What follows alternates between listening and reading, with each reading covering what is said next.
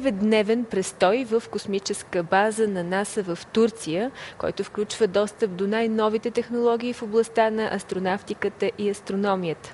Това очаква наградените в Международната ученическа програма. Повече за конкурса ще разберем сега от управителя на Центъра за творческо обучение Александър Ангелов и Марина Каменова, която е координатор международни програми в Центъра. Здравейте и добре дошли!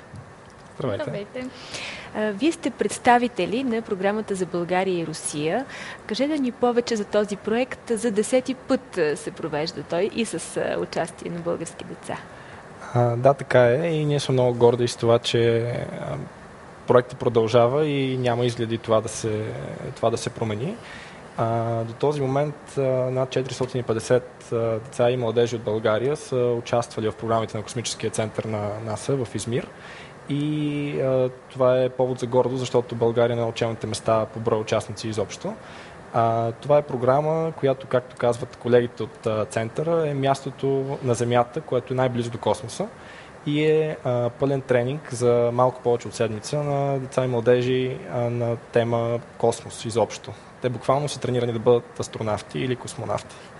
Тези лагер школи продължават 9 дни, вече стана ясно, и там се говори основно на английски. Какви са необходимите изисквания, за да се включи един ученик в такава програма? Необходимо е да изпрати едно есе, да изпрати препоръки от своите учители или ръководители по някакъв начин и да прояви желание и интерес към космическите науки.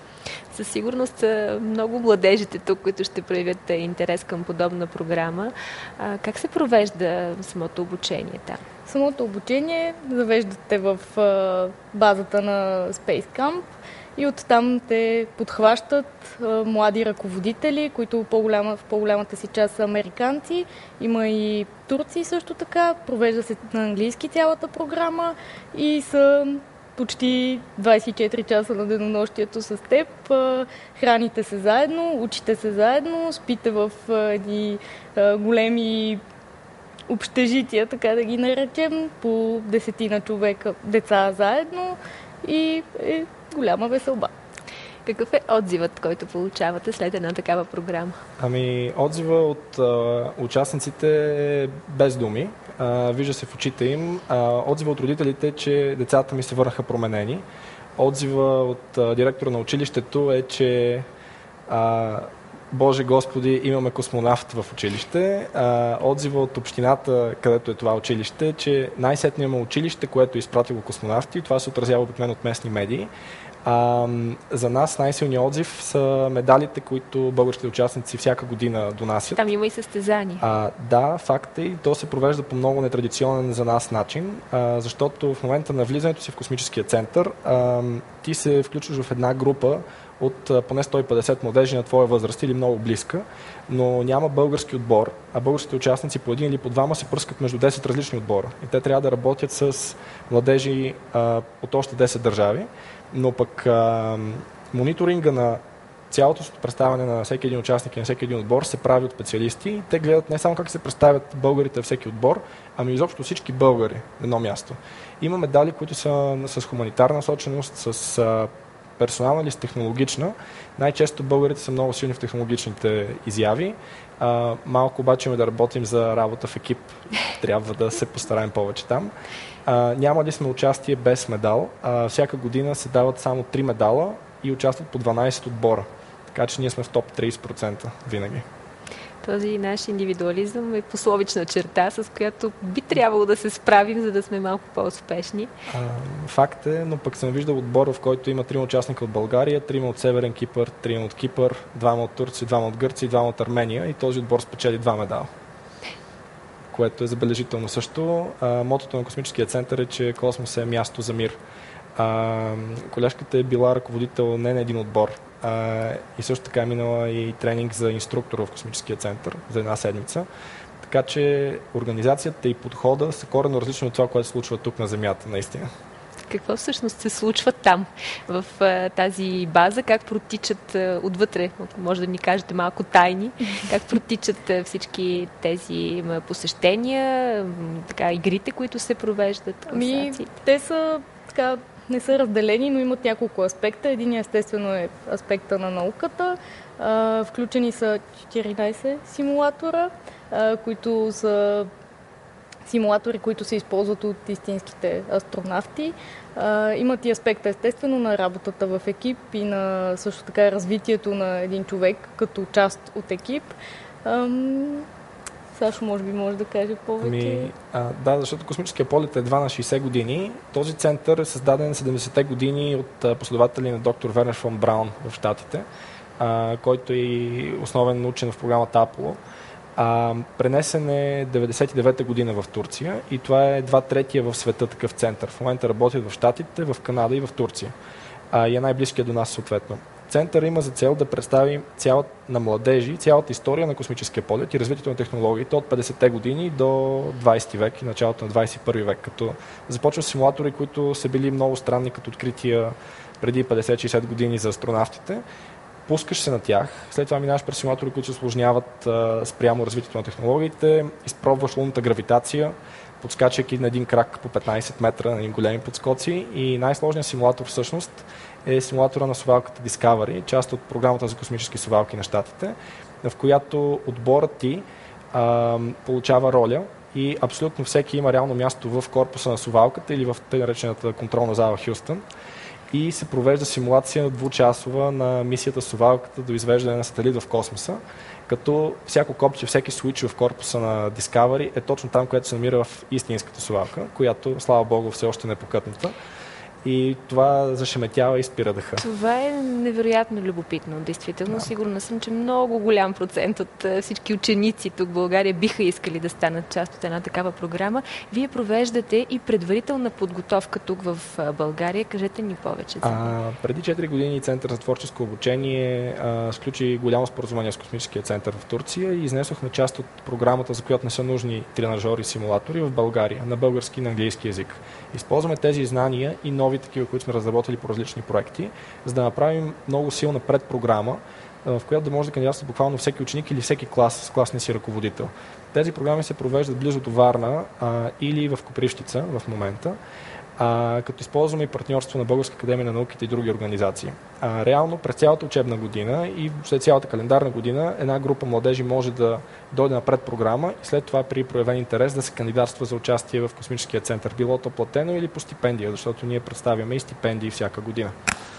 Как се провежда предпрограмата? Предпрограмата първо е изцяло практическа. Провежда се от инструктори на Център за творческо обучение, които винаги са придружени от истински учен спрямо темата на програмата. Може да бъде биолог, физик или от друга научна област, може и хуманитарна, разбира се, който предварително е планирал практически занятия, например конструиране на ракета от пластмасова бутилка от 2 литра и изстрелването на 30 метра с помощта на нагнетител или помпа или компресор. След това изследване на графиката, разстоянието, подобряването на този модел. И всичко това се свързва с знанието, които имаш от училище, без значение дали си 5, 7 или 9 клас. Като всъщност се набляга не на това, понеже времето е много малко, не на това да придобиеш нови знания конкретно, да направиш връзка между всички тези знания, които вече имаш. И да усетиш всъщност. Да усетиш тръпката от приложението им. Да. И получава се силно, защото препоръчвам участие на смесени групи. Всяка година много училища, в България има над 200 училища партньори, правят тези програми и отзивите са впечатляващи и за нас също. Тази година за първи път обаче ще се включат и учители в програмата. Как ще подбирате кои да присъстват? Ива е обучител на учители по различни теми на Център за творческо обучение. Ние до сега подкрепихме един учител да бъде ръководител на отбор, а сега искаме да направим група само от учители. Интересното, че това ще бъде смесена група между български и руски учители. И тя трябва да се случи в края на април, малко след познатата ни априлска ваканция. Учители по природни науки, които знаят чужд език, английски, ще бъдат на 4-дневна програма в Космическия център, за да се опитат след това да прилагат модели, педагогически форми от Космическия център в своите учебни часове. Какви впечатления споделят с вас, докато сте там на място, участниците в програмата? Каква част от тях имат намерение да продължат да се занимават с подобен род занимания? Впечатленията там на място нямат време да ги споделят и обикновено най-интересното се случва в автобуса на връщане. Имах един младеж, който след програмата се видяхме и той ми каза, ти ми казваше, че аз ще се променя, аз не ти вярвах, но ето сега се чувствам много променен. И това е целият дух на всички като цяло. Отзивите са им чудесни. И след това какъв беше въпроса? Ами дали много от тях възнамеряват да продължат да се занимават с наука и дали пък реално някой от тях ще стане космонавт? Ами да, кандидатстват в гимназии, свързани с наука повече, а не толкова хуманитарни. Има естествено всякакви хора, но така или иначе интереса към науката се поддържа и се възражда. А как конкретно протича тази годишното класиране? До кога могат да се подават есетата и документите, които са необходими за участие? В продължение на темите от 2012 година, тази година отново може да се кандидатства с есе или видеоматериал, до 5 минути ако е видео и до 400 думи ако е есе, на български или на английски език.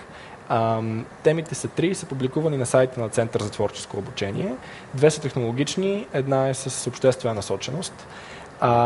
Всеки може да посети сайта след търсене, да види темите. Сроковете за кандидатстване са до края на месец февруари, след което тази година за първи път няма да има двойна отсявка на участниците. Всеки, който е подал материал, есе или видеоматериал и е попълнил всички документи, има право да участва. Ще се прави класиране само на участниците за стипендии, защото тази година 12 стипендии ще бъдат предоставени за участници, или пълни, или частични.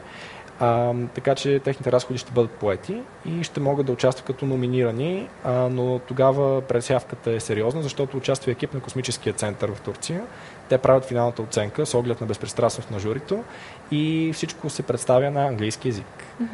А какъв е размерът на разходите за всички от тези, които не успеят да влязат сред 12-те одобрени за стипендии? Програмата на Център за творческо обучение и Space Camp с продължителност 8 дни струва около 1700 лева. Това включва абсолютно всичко от тръгването от София или където и да е в България до пристигането в Космическия център, цялата програма там и пъти обратно до същото място. Формата на програмата не се е променила особено като организация за последните 7 или 8 години и тя има изключително нарастваща популярност. Миналата година, 2012, говоря за минала, защото групите вече участваха. За 2013 вече говорим. Да, имахме 66 участника. 2013 те ще бъдат 80, като една от групите ще бъде с български и руски младежи заедно. Тук ще взехме представителство и за Русия, въпреки че там мащабите са други. Ние подкрепяме наши младежи преференциално. Необходимо изискване ли е доброто познание на английски? Необходимо е до толкова, колкото човек да може да се разбира с хората около него, да създава нови приятелства и да разбира какво му се говори, но нивото не е ужасно високо, не е прекалено трудно, така че всяко дете, което е учило английски в училище, може да се справи. Възрастовата граница е от 9 до 15 години. Кажете ли нещо повече за Центъра за творческо обучение? По какви програми образователни работите? Вие обучавате и учители? Център за творческо обучение беше създаден от една искра, която Космическия център подбуди. Това е факт. От един екип хора, които се извяват в различни области с доста опит, но по-млад екип го управлява. Работим много силно по програмата за учене през целия живот, която се поддържа от Европейската комисия. Имаме вече 4-ти такъв активен проект.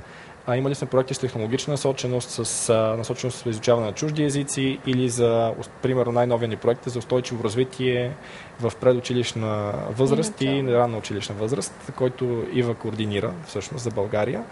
Обучаваме учители, разработваме нови програми за ученици, разучаваме нови технологии в партньорство с наши колеги и правим тренинги за учители как те да използват тези технологии в класната стая, което е изключително нужно и се опитваме да покажем една гледна точка, че не е задължително ръководители или учители да бъде факир с технологиите. Нужно е да има идея, учениците сами ще свършат работата. Провеждаме обучение за над 2000 учители всяка година във всички градове на страната и доста обучение в чужбина. Пък с привлечено финансиране управляваме в момента 4 проекта, имаме над 10 завършени, които са обявени на сайта ни. Никога не поемаме инициатива, ако не можем да я свършим и когато отчитаме една дейност, тя е така наистина или е повече. До каква степен самите учители са отворени да приложат методите, на които вие ги В по-голямата си част са доста отворени, имат много желание да работят. Вече друг е въпросът дали имат време да тренират тези методи и възможност в клас, но по принцип имат желание и винаги с голямо въодушевление ни посрещат и изпращат след обучения. А как изглежда класната стая на бъдещето? Това е много хубав въпрос. Класната стая на бъдещето не изглежда статична. Всеки елемент в нея се движи. Дори и масите трябва да се движат или да няма маси. Основната промяна е, че учителя от лектор се превръща в менеджер. Той спира да бъде този, който върши работата в по-голямата част, особено в учебния час. Той започва да подстрекава участниците в тази класна стая да вършат своята работа и да обобщава резултат. Това е основният модел. Не е труден за осмисляне, труден е за приложение, защото не се припокрива от задължителната образователна система за подготовка на младите учители. Но и това се променя. И доста учители го правят по интуиция. Учителите в България са добри, учениците са също много добри и новите поколения трябва да се подкрепят да се изявяват. Има друга полемика за практическите занятия, че те липсват или почти липсват. Затова Център за творческо обучение прави такива програми. Не за да преподава физичните закони наново, а да ги демонстрира, да се помогне и на учениците, и на учителите да приложат знанията си и да направят връзка. Действително много интересни са вашите програми. Всеки, който проявява специален интерес, може да научи подробности и от вашия сайт. Желая ви успех напред в работата. Благодаря ви. Благодаря.